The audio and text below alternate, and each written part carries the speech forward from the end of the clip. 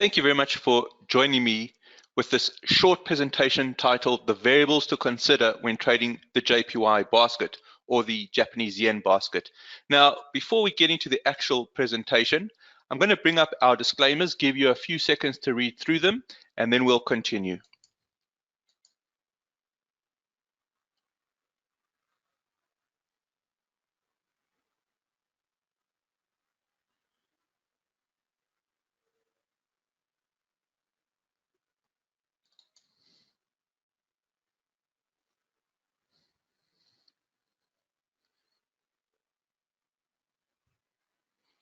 Thank you very much.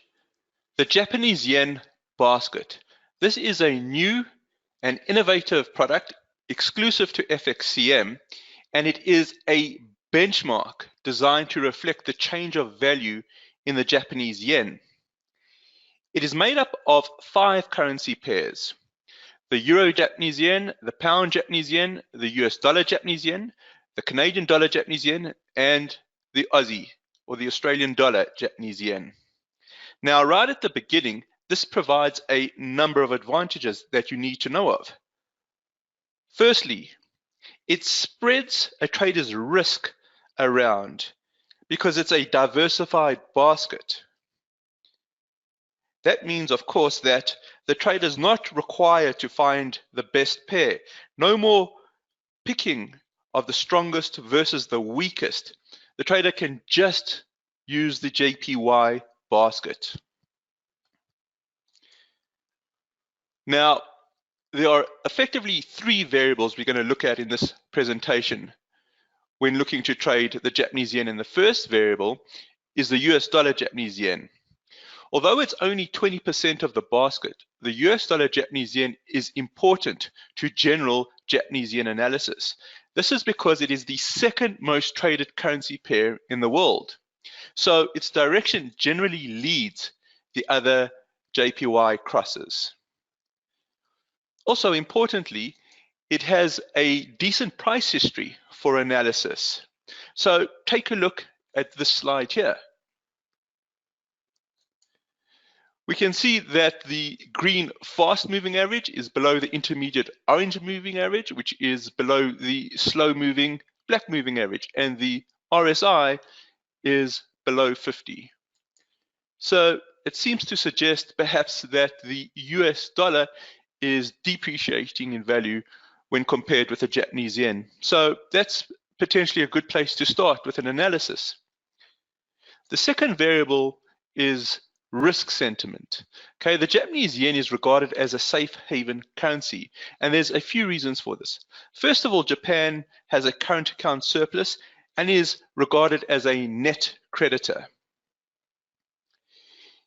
Also, the interest rates in Japan are extremely low. At the time of this recording, they're actually negative. And that means that there is incentive for Japanese investors to look for higher yielding assets offshore. This is called the carry trade. So what happens in a time of crisis? Capital will generally flow back to Japan en masse, and that has a net effect of generally pushing the Japanese yen higher.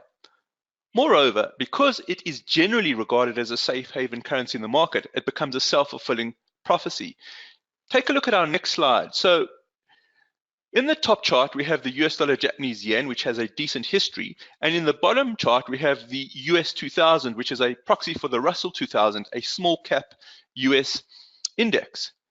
And the small caps are very sensitive to risk on or risk off environments. And you can see that the Japanese yen in itself is highly correlated with the risk on and risk off as reflected in the US 2000. Variable 3 to consider is the chance of intervention. In this variable, we regard intervention by the central bank. Now, central bank intervention is extremely rare, but it does happen. And when it does happen, it affects volatility and prices tend to spike.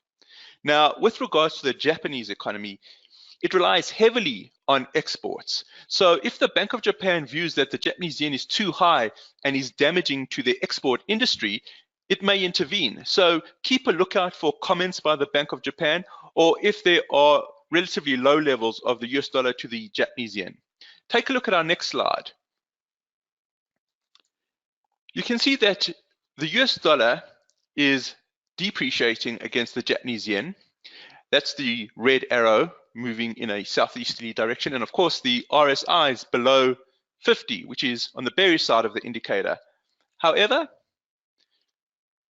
on the 15th of September 2010, the Bank of Japan did intervene for the first time in 6 years after the US dollar hit a new low of 82.87 to the yen.